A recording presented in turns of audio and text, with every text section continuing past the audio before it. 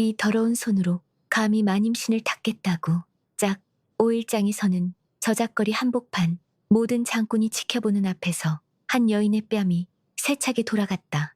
평생을 조용히 참는 것이 덕이라 여기며 서방을 일찍 잃고도 꿋꿋이 아들 하나 키워낸 사람, 바로 그 시어머니였다. 그 장면을 눈앞에서 목격한 며느리의 얼굴이 그 순간 완전히 식어버렸다. 그 여자는 절대 손대서는 안 될 사람을 건드렸다. 뺨 한 대로 한 부잣집 상단의 납품 계약이 무너지고 한 여자의 민낯이 세상에 드러나며 또 한 여인이 평생 숨겨온 정체가 햇빛 아래 밝혀지기 시작했다. 이제 시작될 이 이야기는 통쾌하고도 서늘한 복수의 이야기일까? 아니면 용서와 치유의 이야기일까? 수탉이 울기도 전에 박소연은 눈을 떴다.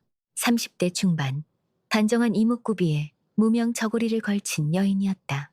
창호지 문을 밀어 열자 새벽 냉기가 방 안으로 밀려들었다. 음력 10월 초, 아침은 뼛속까지 파고드는 서늘함이었다. 옷고름을 여미고 동이 트기 전 새끼를 나섰다. 분 하나 찍지 않은 민낯이었다. 오늘도 일찍 나가오? 남편 이준혁이 이불 속에서 물었다. 응, 나리댁 장부 마감이 있어서. 아침은? 괜찮아요. 나중에 노점에서 엿 하나 사 먹으면 되니. 준혁은 몸을 일으켜 아내의 어깨를 가볍게 붙잡았다. 소연아, 너무 무리하지 마. 요새 안색이 좋지 않아. 소연은 미소를 지었다. 괜찮아요. 저 이 생활이 좋아요. 장터로 향하는 30분 남짓. 소연은 주변을 천천히 눈에 담았다. 지게를 진 농부들, 서당으로 뛰어가는 아이들, 채소 광주리를 인 아낙네들. 이 평범한 풍경이 소연에게는 무엇보다 소중했다. 사실 소연은 가마를 탈 수도 있었다. 전용 하인을 거느릴 수도 있었다. 한서방 헌시판, 상단 창업주의 유일한 손녀, 차기당주 후보. 어릴 적부터 소연 주변에는 사람들이 늘 허리를 굽혔고 모든 말에 귀를 기울였다. 하지만 소연은 그 삶이 싫었다. 진심인지 거짓인지 알 수 없는 미소들, 이익을 바라는 눈빛들. 그래서 소연은 선택했다. 집안도 배경도 숨기고 그냥 박소연으로 살기로. 객주 안에 들어선 소연은 장부를 펼쳤다. 소연 씨, 어제 거래장부 정리 다 됐어? 주인 어른이 물었다. 네, 나리. 책상 위에 올려두었습니다. 소연은 자리에 앉아 먹을 갈았다. 책상 위에는 작은 족자 하나, 남편 준혁과 시어머니, 그리고 자신이 함께 앉아 찍힌 그림이었다. 소연 씨, 오늘 점심은 뭐 드실 거요? 옆자리 동료가 물었다. 저는 장터에서 역강정 하나 사 먹을게요. 아이고, 맨날 그것만 드시는구려. 저는 역강정이 제일 맛있어요. 동료들은 소연을 조용하지만 일 잘하는 여인으로 알았다. 특별히 튀지도 처지지도 않는 평범한 서민. 그게 소연이 원하는 모습이었다. 퇴근길에 소연은 장터에 들러 시어머니가 좋아하시는 깻잎과 배추를 샀다. 집까지는 걸어서 15분 거리였다. 좁은 토담 골목을 지나 초가 앞에 도착했다. 방 한 칸 옆에는 시어머니가 운영하시는 조그만 반찬 가게가 붙어 있었다. 어머니, 저 왔어요. 시어머니 김정희가 반갑게 맞아주었다. 소연아 왔니? 오늘 저녁은 김치찌개 끓였어. 제가 도와드릴게요. 부엌에서 함께 상을 차렸다. 뚝배기에서 김이 모락모락 올라왔다. 소연아, 시어머니가 조용히 불렀다. 네, 어머니. 너 우리 집에 시집 와서 고생 많지? 소연은 고개를 저었다. 아니에요. 저 여기가 좋아요. 시어머니는 소연의 정체를 알고 있었다. 혼례 전에 소연이 직접 말씀드렸기 때문이었다. 어머니, 저는 그 세계가 싫었어요. 진짜 가족이 뭔지 모르는 곳이었거든요. 시어머니는 소연의 손을 잡았다. 소연이가 우리 며느리라서 참 자랑스러워. 살인문이 삐걱 열렸다. 어머니, 저 왔습니다. 남편 준혁이 들어왔다. 세 사람은 밥상에 둘러앉았다. 따뜻한 김치찌개에서 김이 모락모락 올라왔다. 평범한 저녁 밥상. 하지만 소연에게는 그 무엇과도 바꿀 수 없는 시간이었다. 그날 밤 이부자리에 누운 소연은 품속 주머니에서 쪽지 하나를 꺼냈다. 발신, 비서 최 씨. 주인 어른께서 이번 주말 식사 자리에 참석하시길 원하십니다. 할아버지였다. 한서방 상단 창업주이자 소연의 유일한 혈육. 소연은 답장을 썼다. 죄송하지만 이번 주는 어렵습니다. 시댁 일정이 있어서요. 할아버지는 소연의 선택을 이해하지 못하셨다. 왜 굳이 그렇게 사느냐고 늘 물으셨다. 하지만 소연은 흔들리지 않았다. 내가 선택한 삶이야. 나는 여기가 좋아. 소연아, 무슨 걱정 있어? 준혁이 물었다. 아니요. 그냥 우리 이렇게 계속 행복했으면 좋겠다는 생각했어요. 준혁은 아내를 품에 안았다. 당연하지. 우리 평생 이렇게 살 거야. 소연은 생각했다. 그래. 이 평화를 지킬 거야. 무슨 일이 있어도. 소연은 다음 날도 평범한 하루를 시작했다. 새길을 걸어 객주로 출근하고 동료들과 인사를 나눴다. 그 모든 것이 소연에게는 소중했다. 하지만 소연은 몰랐다. 이 평화가 곧 깨질 거라는 것을. 그리고 자신이 숨겨왔던 정체를 드러내야 할 순간이 올 거라는 것을. 모든 것은 그날 저작거리에서 시작되었다. 장이 서는 날 오후였다. 소연은 시어머니와 함께 읍내 장터로 나왔다. 어머니, 오늘은 제가 솜 넣은 겨울 두루마기 하나 사드릴게요. 아이고, 괜찮아. 나는 입을 옷 많아. 아니에요. 겨울 두루마기 하나 새로 사요. 저 이번에 풍력 받았어요. 시어머니 김정희는 평소 자신을 위해 돈 쓰는 것을 꺼리는 분이었다. 반찬 가게를 운영하며 늘 검소하게 사셨다. 하지만 소연은 시어머니가 좋은 옷 하나쯤은 입으셨으면 했다. 두 사람은 포목전으로 들어갔다. 어머니, 이거 어때요? 색깔이 너무 예쁜데요. 소연이 옥색 두루마기 감을 들어 보였다. 그래, 근데 이게 얼마나 하는데. 괜찮아요. 제가 사드리는 건데요. 시어머니는 두루마기를 걸쳐보셨다. 거울 앞에 서신 모습이 참 단정하고 품이 있어 보였다. 어머, 정말 잘 어울리세요. 포목전 주인도 칭찬했다. 그럼 이걸로 할까요? 소연이 물었다. 그래, 고맙구나, 소연아. 값을 치르고 두 사람은 포목전을 나왔다. 어머니, 저기 떡전에 들를까요? 그래, 좋지. 떡전으로 향하던 중이었다. 애운길 모퉁이에서 시어머니가 갑자기 멈춰섰다. 어머니, 소연이 돌아봤을 때였다.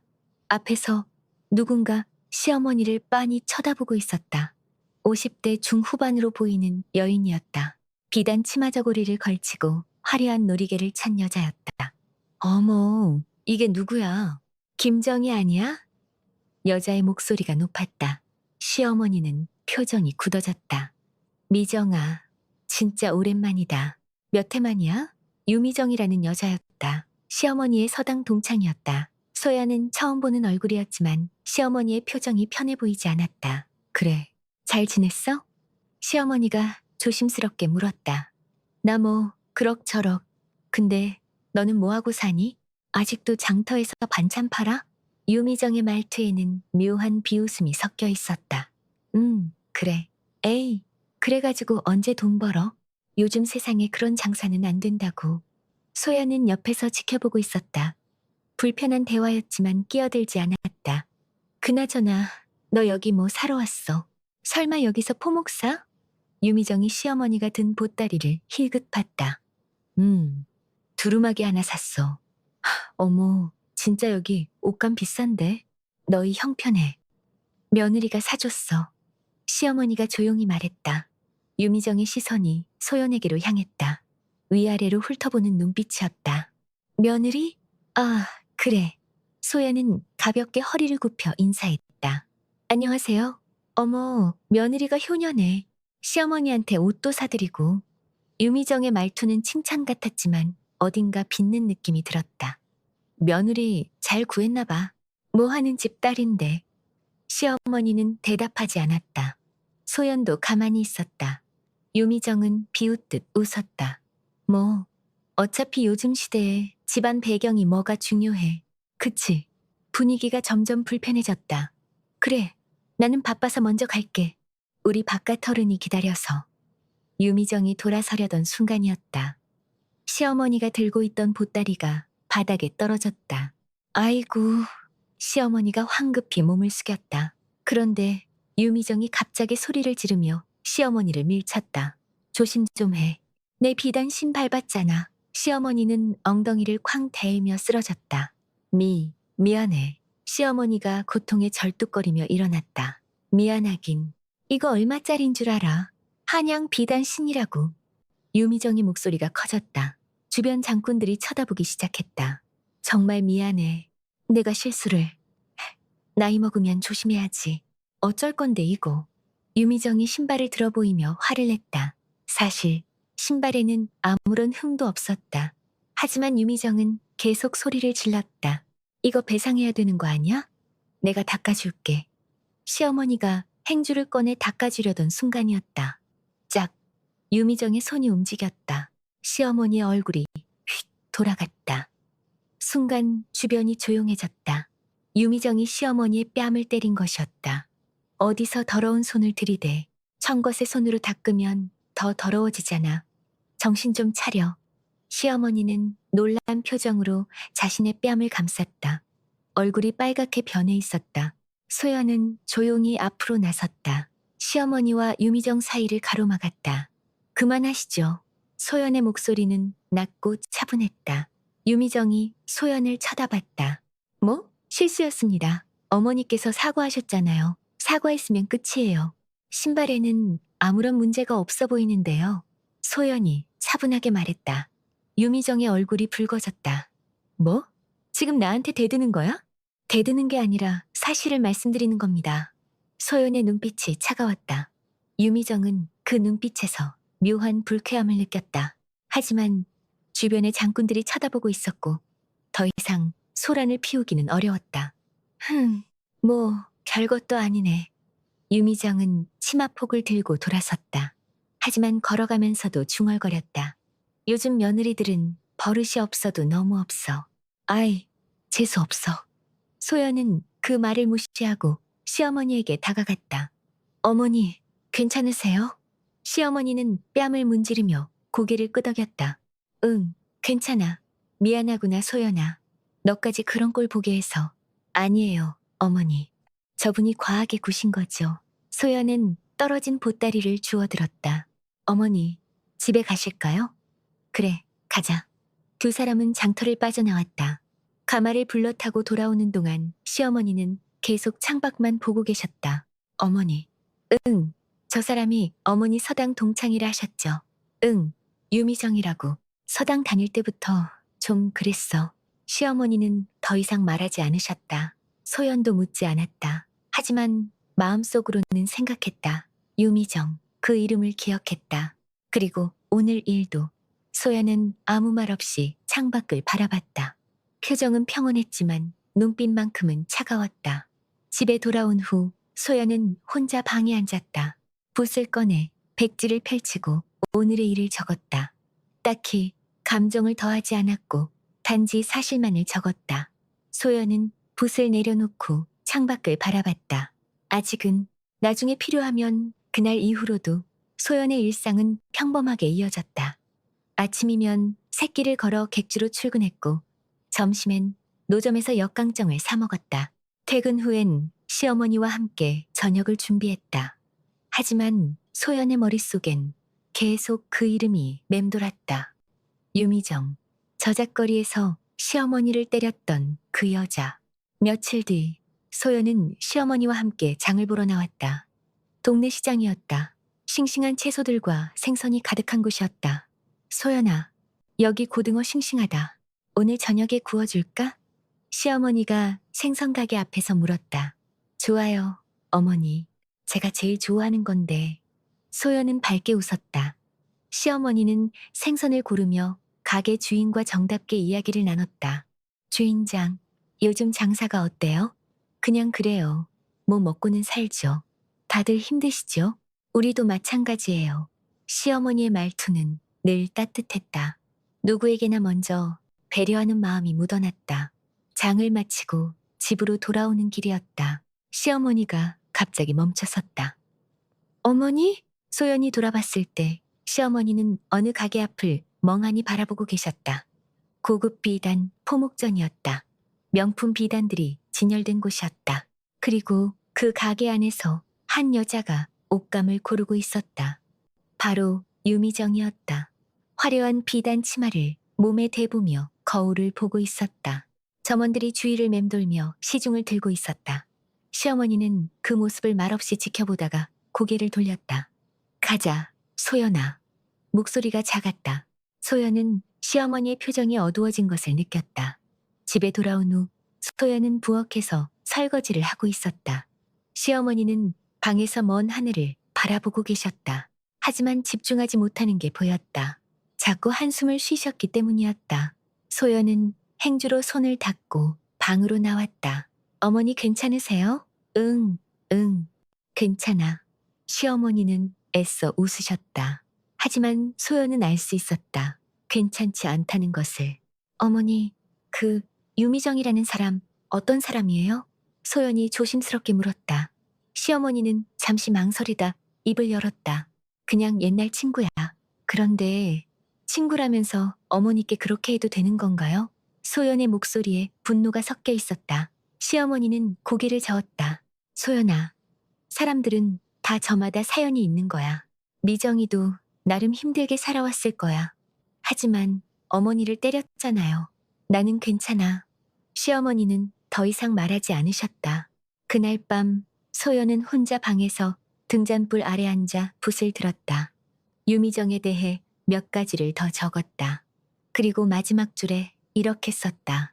이 사람을 반드시 알아봐야 한다. 다음 날 아침 소연은 일찍 일어났다. 시어머니보다 먼저 부엌으로 나가 아침을 준비했다. 시어머니가 깜짝 놀라며 들어오셨다. 어머, 소연아, 벌써 일어났어? 어제 늦게까지 계셨잖아요. 오늘은 제가 할게요. 고맙구나. 시어머니는 밥상 앞에 앉으셨다. 소연은 따뜻한 미역국을 끓여 올렸다. 어머니, 어제 동창 모임 어떠셨어요? 소연이 조심스럽게 물었다. 그냥 그랬어. 즐거우셨어요? 뭐, 옛날 이야기도 하고 그랬지. 시어머니는 대답을 피하셨다. 소연은 더 묻지 않았다. 하지만 마음속으로 다짐했다. 언젠가는 알아낼 거야. 그리고 반드시 해결할 거야. 객주에 도착한 소연은 동료에게 물었다. 혹시 읍내 부자 상단이나 지주 정보 알아볼 수 있는 곳 알아? 왜요? 무슨 일 있어요? 아니, 그냥 좀 찾아볼 게 있어서. 아, 그럼 향청탱이나 읍 아전 쪽에 문서가 다 있어요. 고마워. 소연은 점심시간에 그곳에 들렀다. 그리고 유미정의 남편 상단을 찾기 시작했다. 몇 번의 수소문 끝에 이름을 찾았다. 대성상단, 대표 김동준, 건자재를 납품하는 중간 상인 집안이었다. 연 매출은 쌀 500석 남짓, 일꾼은 30명. 그리 큰 상단은 아니었다. 그런데 왜 이렇게 잘난 척을 하는 걸까? 소연은 생각했다. 그날 저녁 소연은 시어머니와 함께 설거지를 하고 있었다. 어머니, 제가 하나 물어봐도 돼요? 뭔데? 유미정이 왜 어머니를 그렇게 대하는 걸까요? 시어머니는 설거지하던 손을 멈췄다. 한참을 말이 없으시다가 입을 여셨다. 미정이는 늘 나보다 위에 있고 싶어 했어. 위에 있다는 게 무슨 뜻이에요? 시어머니는 약간 떨리는 목소리로 이야기했다. 서당 다닐 때도 늘 그랬다고. 내가 좋은 점수를 받으면 유미정은 그걸 참을 수 없어 했고, 친구들에게 인기가 있으면 그 친구들과 이간질을 했다고. 그런데 미정이네 집은 부자였고, 우리 집은 가난했어. 그게 미정이한테는 유일한 우월감이었던 것 같아. 그래서 계속 어머니를 무시하는 거예요? 아마 그럴 거야. 소연은 가슴이 답답했다. 이런 이유로 평생을 괴롭히다니. 그날 밤 소연은 다시 종이를 펼쳤다. 그리고 한 줄을 추가했다. 유미정, 열등감과 우월감의 공존. 시어머니를 평생 비교 대상으로 삼음. 소연은 붓을 내려놓고 창밖을 바라봤다. 달빛이 밝았지만 소연의 마음은 어두웠다. 어머니가 평생 이런 고통을 받아왔다니. 소연은 주먹을 꽉 쥐었다. 반드시 끝을 내야 해. 더 이상 어머니가 고개 숙이며 사시게 할 순 없어. 소연의 눈빛은 그 어느 때보다 차갑게 식어 있었다. 폭풍 전의 고요함. 이제 곧 무언가가 시작될 것 같았다. 저작거리 사건 이후 소연은 아무런 행동도 하지 않는 것처럼 보였다. 관아에 고발하지도 누구에게 알리지도 않았다. 그저 평소처럼 출근하고 퇴근하고 시어머니와 저녁을 먹었다. 하지만 소연의 머릿속은 계속 돌아가고 있었다. 어느 날 저녁, 소연은 혼자 사건이 있었던 포목전 애움길 모퉁이로 다시 찾아갔다. 소연은 주변을 천천히 둘러봤다. 그날의 상황을 머릿속으로 재구성했다. 유미정이 서 있던 위치, 시어머니가 물러난 방향, 주변 장꾼들의 동선, 처마 및 기둥을 올려다보니 근처에 포목전 주인과 행상들이 여럿 있었다. 분명히 다 봤을 거야. 소연은 확신했다. 그리고 매장 점원들을 눈에 담았다. 그날 근무했을 가능성이 있는 사람들이었다. 소연이 한 점원에게 다가갔다. 혹시 지난 장날 여기서 일하셨나요? 지난 장날이요? 네, 있었습니다. 그날 애운길 모퉁이에서 한 부인이 다른 분 뺨을 때리는 장면 보셨나요? 점원은 잠시 생각하다가 고개를 끄덕였다. 아, 네, 기억나요. 장꾼들이 다 받는걸요. 소연은 조용히 고마움을 전하고 돌아왔다. 집으로 돌아온 소연은 방에서 종이를 펼쳤다. 증거 확보 계획을 썼다. 소연은 붓을 내려놓고 한숨을 쉬었다. 증거는 충분했다. 하지만 가장 중요한 것이 빠져 있었다. 바로 피해자의 의지였다. 어머니를 어떻게 설득하지? 며칠이 더 지난 저녁, 시어머니에게 하인편으로 전갈이 왔다. 소연은 옆에서 설거지를 하고 있었는데 시어머니의 목소리가 들렸다. 응, 그래, 알았어. 목소리에 힘이 없었다. 어머니, 무슨 정갈이었어요? 응, 다음 주에 동창 모임이 또 있대. 또요? 응, 미정이가 꼭 오라고 하더라. 시어머니의 손이 떨리고 있었다. 소연은 그 손을 잡았다. 어머니, 안 가셔도 돼요. 하지만, 뭐예요? 어머니를 힘들게 하는 사람들인데 왜 가셔야 해요? 소연의 목소리가 커졌다. 시어머니는 고개를 떨구셨다. 소연아, 너는 몰라. 안 가면 더 복잡해져. 미정이가 자꾸 연락을 해. 가게로도 찾아오겠다고.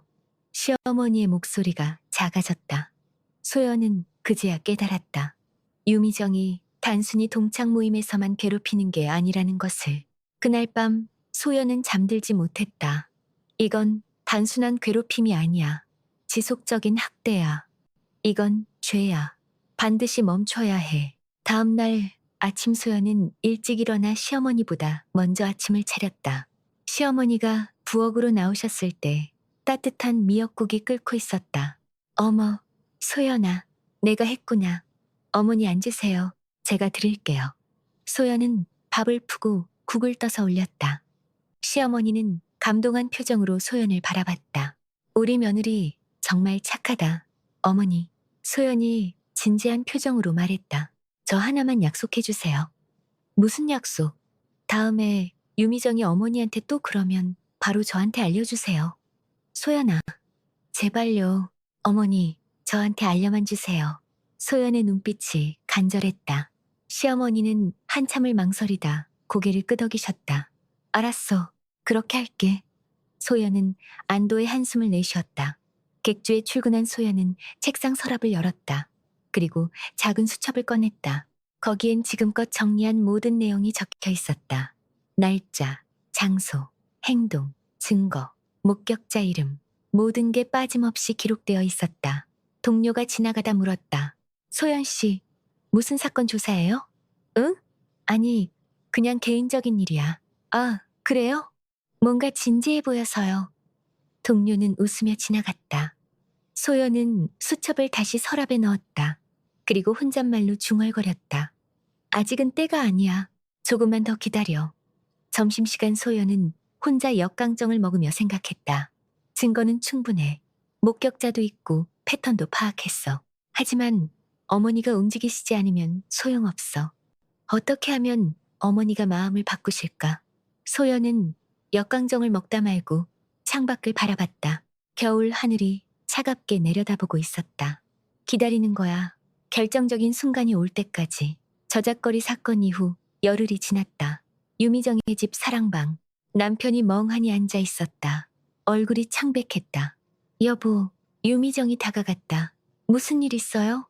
남편은 한참을 말하지 못했다. 한서방 상단이랑 계약이 취소됐어.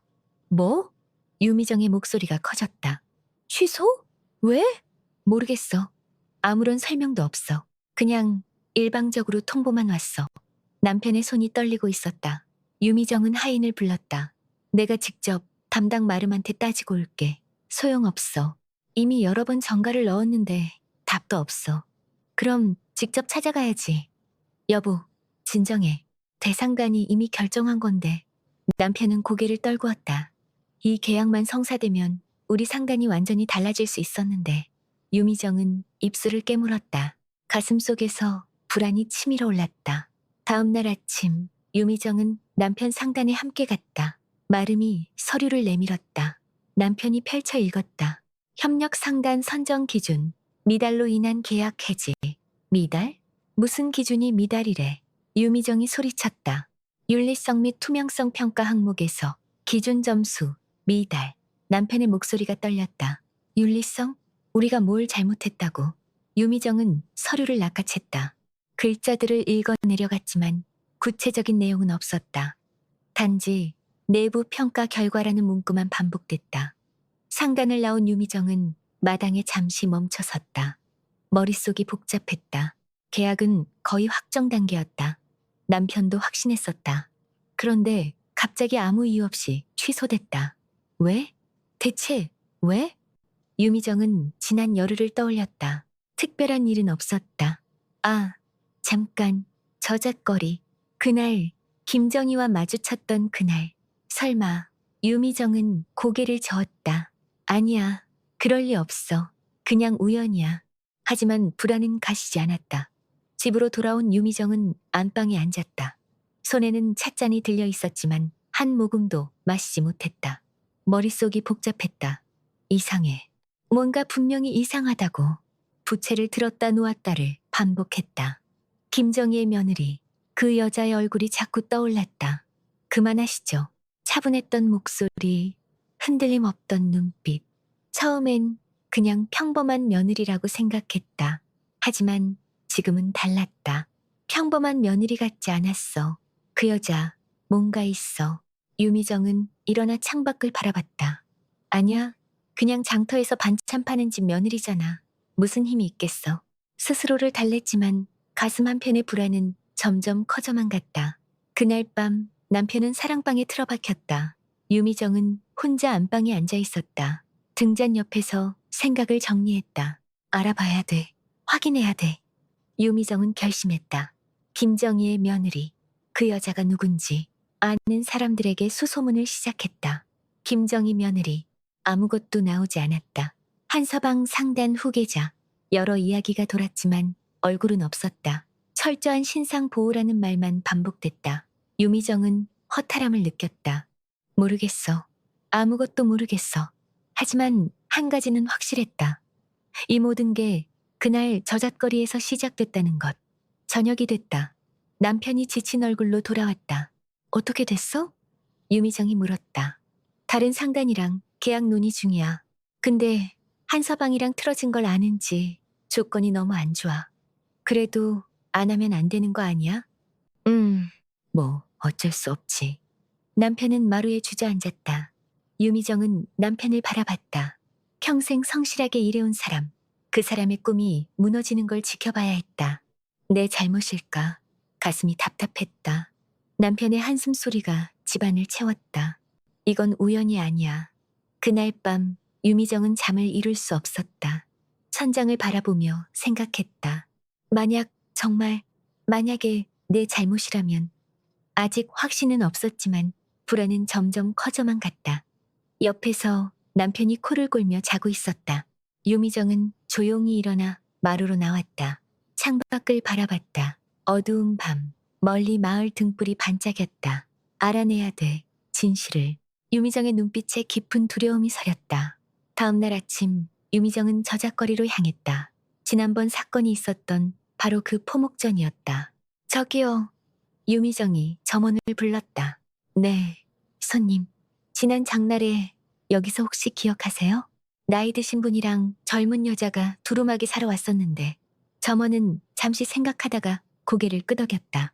아, 네, 기억나요. 옥색 두루마기 구매하셨죠? 그 젊은 여자요. 뭔가 특별해 보이던가요? 점원은 고개를 갸웃했다. 특별하다기보다는 굉장히 차분하고 예의 바르셨어요. 값 치를 때도 값을 어떻게 치렀어요? 혹시 금붙이나 고급 비단으로 냈나요? 점원은 잠시 망설이다가 조용히 말했다. 아니었어요. 그냥 엽전이었던 걸로 기억해요. 엽전. 유미정의 미간이 찌푸려졌다. 그럼 진짜 평범한 사람인 거야. 하지만 석연치 않았다. 그날 그 여자의 눈빛, 너무나 침착했던 태도. 평범한 사람이 그렇게 행동할 수 있을까? 그날 밤 유미정은 잠을 이룰 수 없었다. 남편은 옆에서 코를 골며 자고 있었지만 유미정의 눈은 말똥말똥했다. 김정희, 장터에서 반찬 가게 하는 그 여자. 서당 때부터 알고 지냈던 사람이었다. 사실 유미정은 어릴 적 김정희를 좋아하지 않았다. 정희는 늘 조용했지만 주변 사람들에게 사랑받았다. 자기네 집이 더 잘 살았고 얼굴도 자신이 더 예뻤지만 훈장님도 동창도 정희를 좋아했다. 유미정은 그게 싫었다. 왜 다들 걔만 좋아해? 질투였다. 졸업 후에는 자연스럽게 연락도 끊겼고 어떻게 살고 있는지 관심도 없었다. 그런데 지난 장날 저작거리에서 우연히 마주쳤을 때 정희는 여전히 그대로였다. 차분하고 온화하고 품이 있었다. 그게 더 화가 났던 것이었다. 나는 이렇게 비단으로 휘감아도 늘 불안한데 넌 왜 저렇게 편안해 보여? 그래서 손이 나간 것이었다. 신발을 핑계 삼아서 다음 날 아침 유미정은 시장으로 향했다. 김정희의 반찬 가게가 있는 곳이었다. 좁은 골목길을 지나 작은 가게 앞에 섰다. 정희의 반찬, 간판이 소박했다. 유미정은 가게 안을 들여다봤다. 김정희가 앞치마를 두르고 반찬을 포장하고 있었다. 어서 오세요. 뭐 드릴까요? 한 손님이 들어오자 정희가 환하게 웃었다. 김치 한 통이랑 멸치볶음 주세요. 네, 금방 담아드릴게요. 정희의 손놀림은 빠르고 정확했다. 유미정은 멀찍이 서서 지켜봤다. 저렇게 사는구나. 평범한 일상, 소박한 가게. 하지만 유미정은 알 수 없었다. 왜 김정희가 저렇게 평온해 보이는지, 왜 자신은 늘 불안한지. 그때였다. 한 여성이 가게로 들어왔다. 유미정은 깜짝 놀랐다. 저작거리에서 봤던 바로 그 며느리였다. 박소연. 어머니, 오늘 장사 어때요? 소연이 밝게 물었다. 그럭저럭. 오늘은 김치가 잘 나가네. 제가 저녁에 뭐 도와드릴까요? 아니야, 괜찮아. 너 일 바쁘잖아. 두 사람의 대화는 자연스러웠다. 며느리와 시어머니라기보다 친한 모녀 같았다. 유미정은 그 모습을 보며 이를 꽉 물었다. 저 여자, 대체 뭐야? 유미정은 소연을 따라갔다. 소연이 가게를 나와 골목길로 향하는 것을 멀찍이 지켜봤다. 소연은 걸어서 객주 쪽으로 향했다. 걸어서 출퇴근해. 유미정의 머릿속이 복잡해졌다. 그럼 진짜 평범한 사람이 맞는 건가? 하지만 뭔가 석연치 않았다. 그날 저잣거리에서의 눈빛, 그 차분함, 그 자신감. 평범한 사람의 눈빛이 아니었다. 며칠이 더 지났다. 유미정의 집착은 점점 심해졌다. 남편 상단은 다른 상인과 계약을 맺었지만 조건이 좋지 않았다. 여보, 그래도 이만하면 다행이야. 남편이 말했지만 목소리에는 아쉬움이 묻어났다. 유미정은 말없이 고개를 끄덕였다. 하지만 마음 한편에는 여전히 의심이 남아 있었다. 한서방 상단과의 계약, 정말 우연히 깨진 걸까? 그날 밤 유미정은 다시 등잔 앞에 앉아 수소문을 이어갔다. 한서방 상단 후계자. 수많은 이야기가 돌았다. 한서방 3세 경영체제, 창업주 손녀가 유력 차기 당주 후보, 철저한 비공개 원칙, 유미정의 손이 떨렸다. 손녀, 창업주의 손녀, 그리고 다음 이야기. 한서방 후계자가 양민처럼 직접 현장 경험 중 유미정의 눈이 커졌다. 양민처럼 심장이 빠르게 뛰기 시작했다. 설마. 하지만 얼굴도 이름도 공개되지 않았다. 철저한 신상 보호 속에 경영 수업 중이라는 말만 돌았다. 유미정은 멍하니 앉아 있었다. 가슴 속에서 공포가 밀려왔다. 아니야, 그럴 리 없어. 절대로. 하지만 모든 조각이 맞아떨어지기 시작했다. 김정희의 며느리, 평범한 옷차림, 하지만 범상치 않았던 눈빛, 걸어서 다니는 모습, 양민처럼 사는 후계자, 그리고 계약 취소, 설마, 말도 안 돼. 그런 건 야담에서나 있는 일이야. 유미정은 고개를 저었다. 스스로를 부정하고 또 부정했다. 하지만 불안은 사라지지 않았다. 오히려 점점 커져만 갔다. 새벽닭이 울어도 유미정은 여전히 잠들지 못했다. 창밖을 바라보며 중얼거렸다. 그냥 우연이야. 우연일 뿐이야. 하지만 마음 한편에서는 이미 직감하고 있었다. 이건 우연이 아니라는 것을. 어둠 속에서 불안만이 그녀를 감쌌다. 보름이 흘렀다. 유미정의 남편 상단은 결국 다른 상인과 계약을 완료했다. 한 서방만큼은 아니었지만 그래도 숨통은 트였다. 여보, 이제 좀 안정됐어. 너무 걱정하지 마. 남편이 유미정의 어깨를 두드렸다. 하지만 유미정은 웃을 수 없었다. 마음 한편에 남아있는 불안. 그게 사라지지 않았다. 괜찮아. 이제 끝난 거야. 스스로를 달래려 했다. 어느 날 오후 유미정에게 한 하인이 찾아왔다. 마님, 한서방 상단에서 정갈이 왔습니다. 유미정은 깜짝 놀랐다. 다음 주 상단 협력 간담회가 있사오니 대성 상단도 참석해 주십시오. 유미정은 눈을 크게 떴다. 저희가요? 하지만 계약이 취소됐잖아요. 정갈에는 잠재 협력 상단 포함이라고 적혀 있었다. 다시 기회가 왔어. 가슴이 두근거렸다. 이번엔 절대 실수하지 말아야 돼. 간담회 당일 유미정은 최고급 비단 치마 저고리를 차려입었다. 거울 앞에 선 자신의 모습이 완벽해 보였다. 오늘은 대표인 남편 대신 유미정이 직접 참여하기로 했다. 여보, 잘 다녀와. 오늘 중요한 자리니까 긴장하지 말고. 남편이 격려했다. 걱정 마. 유미정은 집을 나섰다. 한서방 상단 본체 행랑에 들어서자마자 압도당했다. 기둥이 눕고 대청마루가 반짝였다. 수십 명의 일꾼들이 바쁘게 오가고 있었다. 역시 대상단은 달라. 대청마루로 올라갔다. 이미 여러 사람들이 모여 있었다. 안녕하십니까. 유미정은 명함을 꺼내 인사했다. 다들 정중하게 응대했지만 어딘가 형식적이었다. 괜찮아. 오늘만 잘하면 돼. 대청문이 열렸다. 어서 들어오십시오. 안내 일꾼의 말에 사람들이 하나둘 들어갔다. 유미정도 따라 들어갔다. 넓은 대청마루. 유자형 방석이 놓여 있었고 정면에는 높은 자리가 있었다. 사람들은 자리에 앉았다. 유미정은 가운데쯤 앉았다. 주변을 둘러보며 긴장을 풀려고 했다. 오늘 주인어른께서 직접 오신다던데. 옆자리 상인이 작게 말했다. 주인어른이요? 차기 당주 발표도 있을 거래. 유미정의 심장이 빨리 뛰기 시작했다. 당주 발표. 잠시 후 대청문이 다시 열렸다. 도포를 입은 노신사가 들어왔다. 한서방 상단 창업주 박성주 어른이었다. 사람들이 일제히 일어나 허리를 굽혔다. 앉으시오. 어른의 목소리는 낮고 권위가 있었다. 그 뒤로 몇 명의 마름들이 따라 들어왔다. 그리고 마지막으로 한 여성이 들어왔다. 유미정은 그 순간 숨이 떠섰다. 저 사람, 저잣거리에서 봤던 바로 그 여자였다. 김정희의 며느리 박소연. 단정한 못이 저고리를 입고 있었다. 하지만 저잣거리에서 봤을 때와는 완전히 달라 보였다. 눈빛이 달랐다. 걸음걸이도 달랐다. 공기 자체가 달랐다. 소연은 높은 자리 옆에 섰다. 어른이 입을 열었다. 오늘은 중요한 발표가 있어 여러분을 모셨소이다. 사람들의 시선이 어른에게 집중됐다. 우리 상단은 3세 경영체제로 전환하겠소. 그리고 차기 당주를 소개하겠소. 어른이 소연을 바라봤다. 내 손녀이자 한서방 상단의 미래를 이끌어갈 박소연이요. 순간 대청이 조용해졌다. 그리고 박수가 터져나왔다. 유미정만 박수를 치지 못했다. 손이 얼어붙었다. 저 여자가 당주 후계자. 머릿속이 하얘졌다. 소연이 앞으로 나섰다. 안녕하십니까. 박소연입니다. 목소리는 차분했지만 단단했다. 저는 지난 5년간 현장에서 양민처럼 직접 일했습니다. 제조, 유통, 영업 현장을 모두 경험했습니다.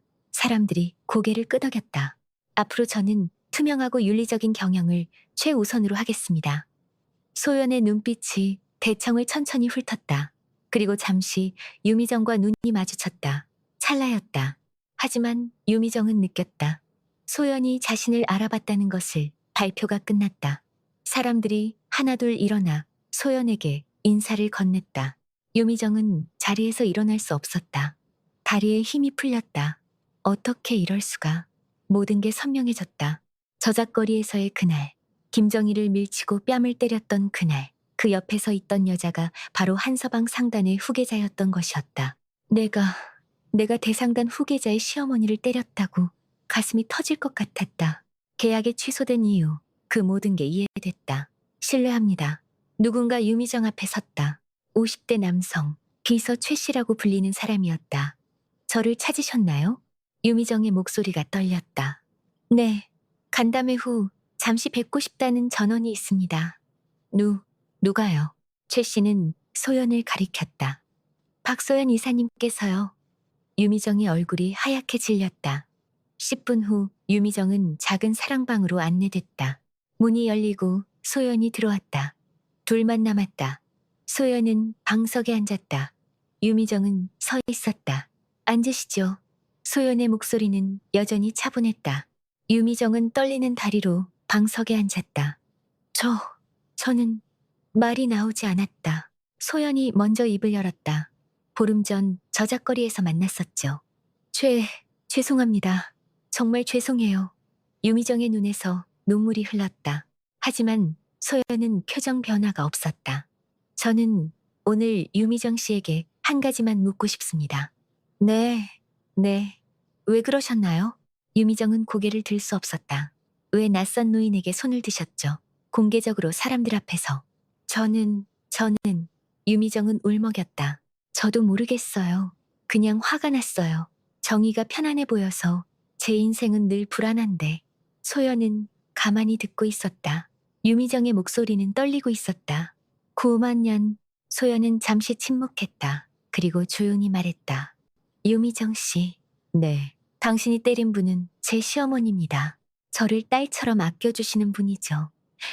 유미정은 고개를 숙였다. 나는 그 순간을 지금도 잊지 못한다. 차가운 사랑방 안에서 소연의 목소리가 칼처럼 가슴을 파고들던 그 순간을. 그리고 그분은 한서방 창업주와는 아무 관련이 없습니다. 유미정이 고개를 들었다. 저는 일반 가정에 시집 왔습니다. 제 선택으로요.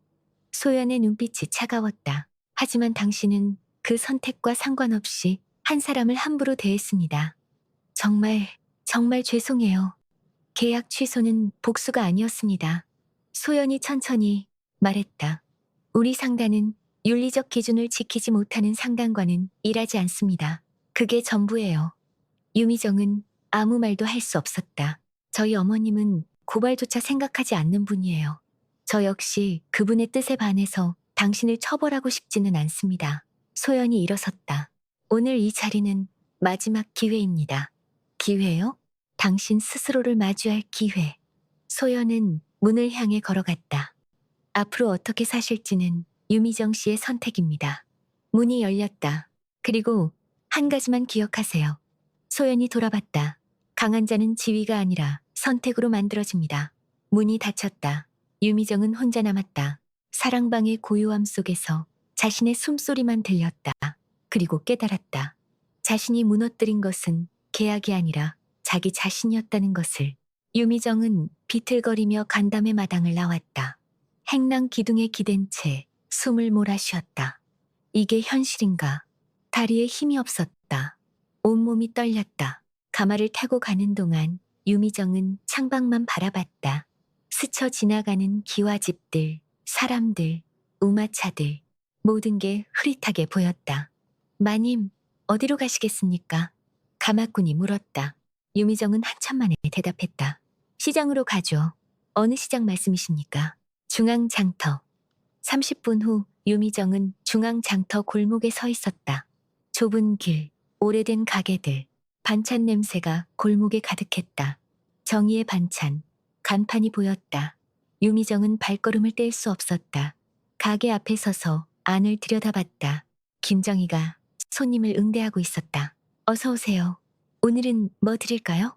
아줌마, 깍두기랑 멸치볶음 주세요. 네, 금방 담아드릴게요. 정희의 얼굴에는 평온한 미소가 있었다. 유미정은 그 모습을 보며 가슴이 무너졌다. 나는 왜 이렇게 살았을까? 뭐가 그렇게 부족하다고? 잠시 후 손님이 나가고 가게가 한산해졌다. 유미정은 천천히 가게 안으로 들어갔다. 방울이 딸랑 소리를 냈다. 어서 오세요.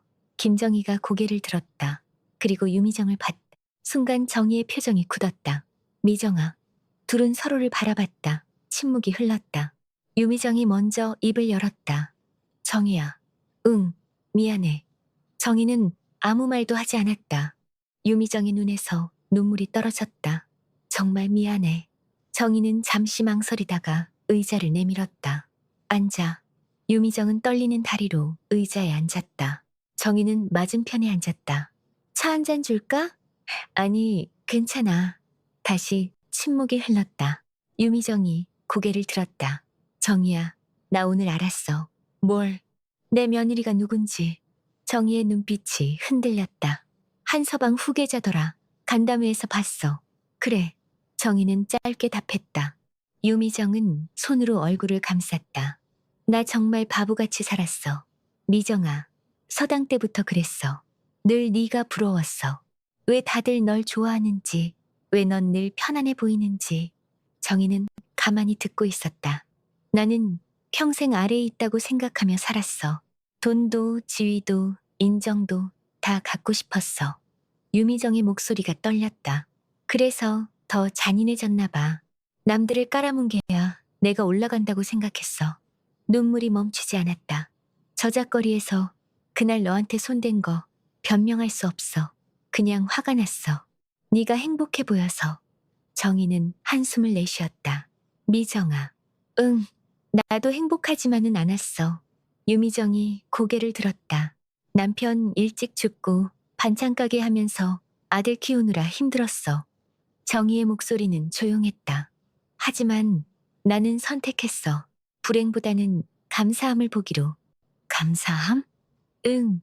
건강한 아들, 좋은 며느리, 장사할 수 있는 가게, 그런 것들.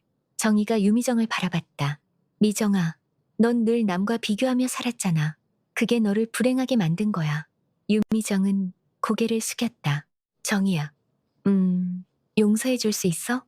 정희는 잠시 침묵했다. 그리고 천천히 말했다. 미정아, 용서는 내가 할 수 있어. 유미정이 고개를 들었다.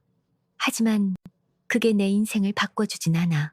정희의 눈빛이 진지했다. 내가 정말 바뀌고 싶다면 나한테 용서받는 게 아니라 내 자신과 화해해야 돼. 유미정은 울음을 참지 못했다. 어떻게 하면 돼? 그건 내가 가르쳐 줄 수 없어. 네가 찾아야 해. 정희는 일어났다. 그리고 미정아. 응, 내 며느리한테 사과하는 건 네 몫이야. 유미정은 정희의 반찬 가게를 나왔다. 골목길을 천천히 걸었다. 품속에서 붓을 꺼내 쪽지를 2장 적었다. 받는 사람, 남편, 여보, 우리 다시 시작하자. 처음부터.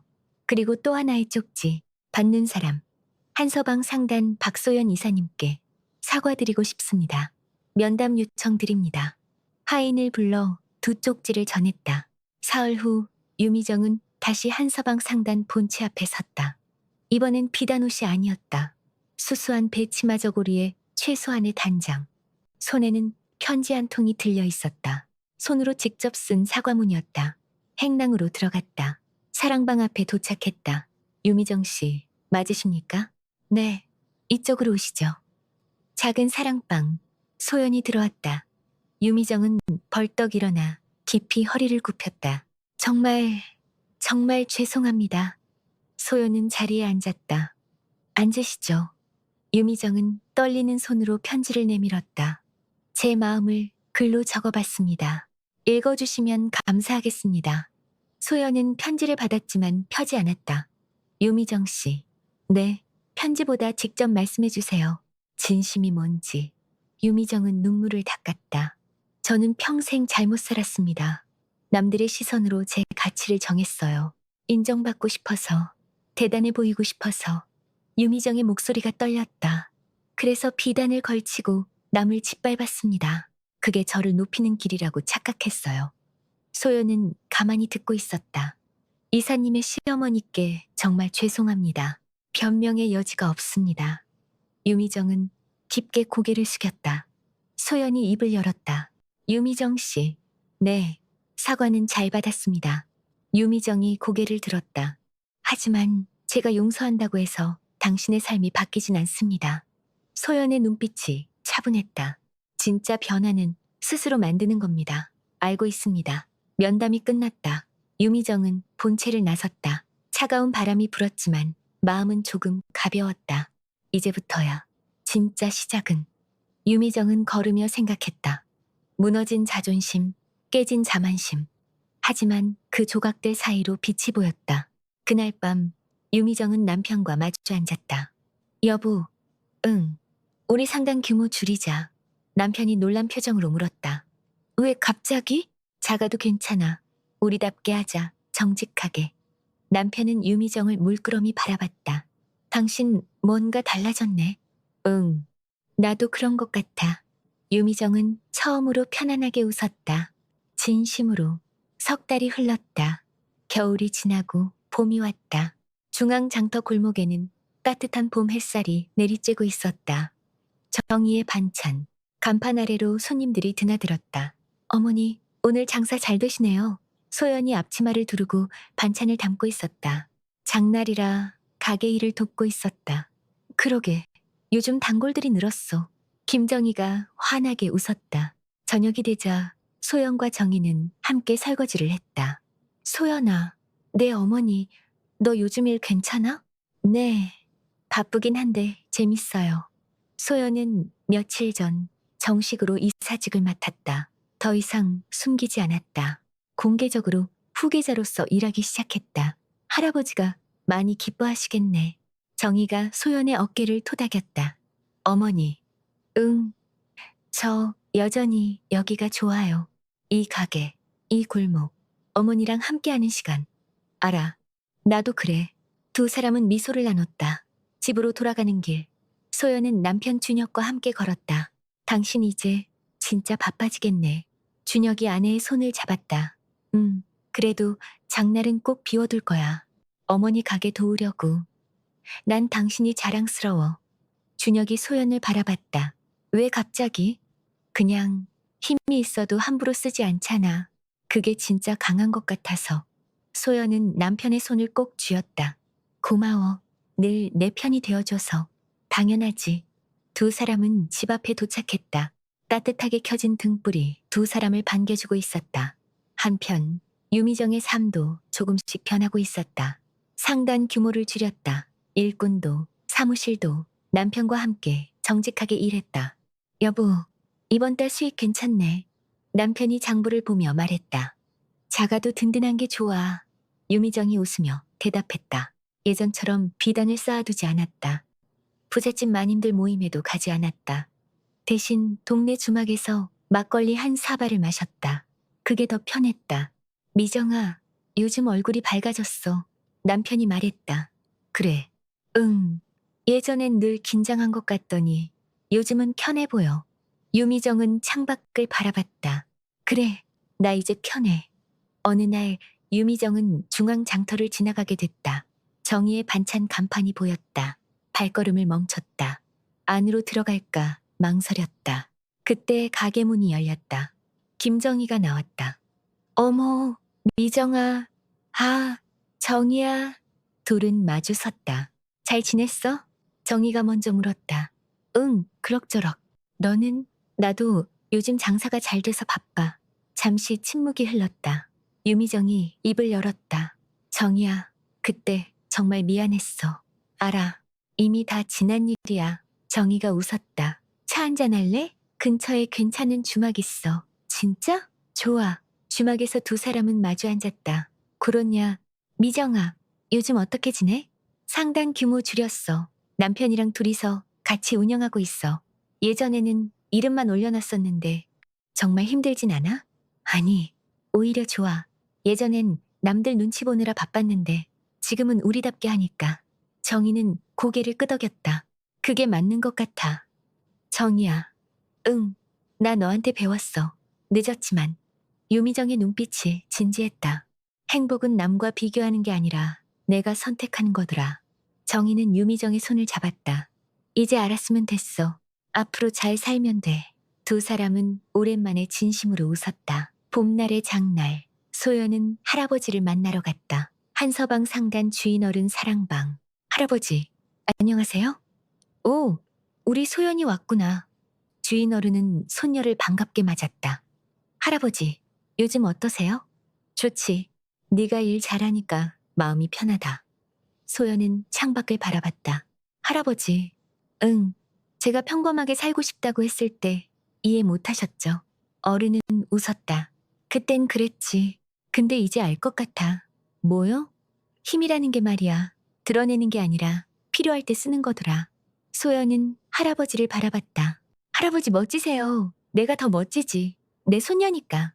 두 사람은 따뜻하게 웃었다. 그날 저녁 소연은 시어머니와 함께 저녁을 준비했다. 어머니, 김치찌개 끓일까요? 그래.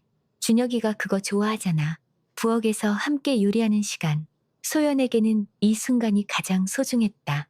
소연아, 네, 어머니.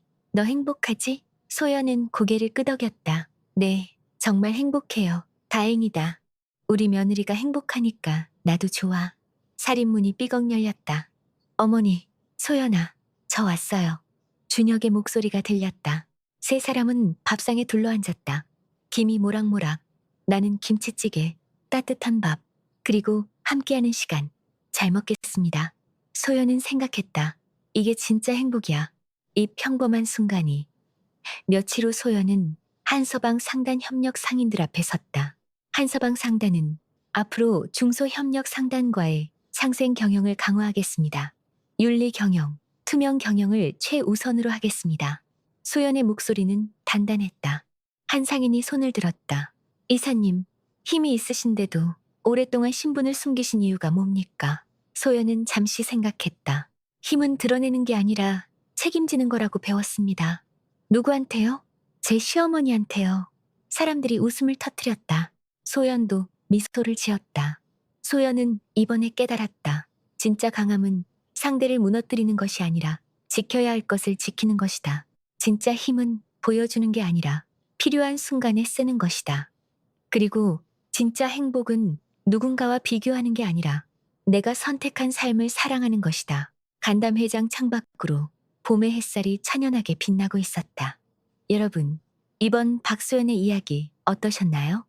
유미정은 평생 남들의 시선으로 자신의 가치를 정했습니다. 머슴보다 낫다, 양민보다 낫다.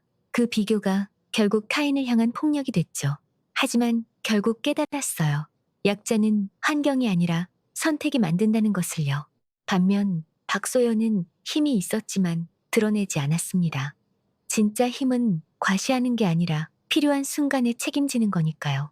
김정희는 가장 평범해 보였지만 가장 강한 사람이었습니다. 어떤 상황에서도 품위를 잃지 않았고 원망보다는 감사를 선택했으니까요. 인생의 반전은 거창한 순간에 오지 않습니다. 평범한 하루하루, 작은 선택들이 모여 우리의 인생을 만들어요. 남을 짓밟지 않아도, 남과 비교하지 않아도 우리의 삶은 충분히 아름답습니다. 오늘 이야기가 마음에 와닿으셨다면 좋아요 버튼으로 응원해 주시고 구독과 알림 설정으로 다음 이야기도 함께 해주세요. 댓글로 여러분의 이야기도 들려주시면 감사하겠습니다. 오늘도 건강하시고 여러분 곁에 소중한 사람들을 꼭 안아주세요. 감사합니다.